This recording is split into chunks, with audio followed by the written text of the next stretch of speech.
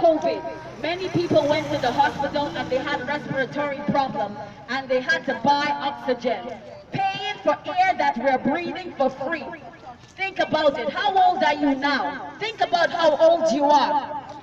Think about how old you are. Are you 30? Are you 50? If you were to be paying for that breath, that air every day, how much will it cost you? You are 50 years old. You are 50 years old. How much will it cost you to pay for air to breathe every day? Somebody's in the hospital right now paying for that air, but God is giving it to you free. God in His great goodness, He's giving you the air free.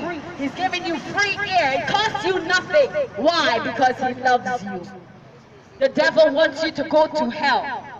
So he is angry because he knows what his end is. He knows that at the end he will be thrown into the lake of fire. And he wants you to come with him. He wants to take as many with him. Why? Because he knows it will hurt God. This is why he wants to take you.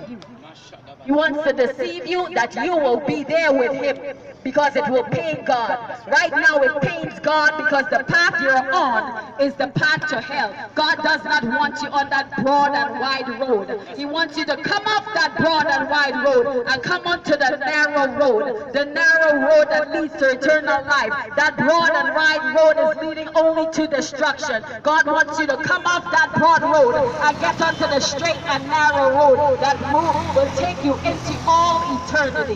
Hallelujah, hallelujah, hallelujah. Hear the word of the Lord today. Hear the word of the Lord today. To this day, you may go to bed, you may be on your way home, and this may be your last day. This may be your last day on earth. Do you know we all have an appointment with death? We all have a scheduled day, time, hour, minute with death. We all have a scheduled appointment with death. Are you prepared? We don't know when our time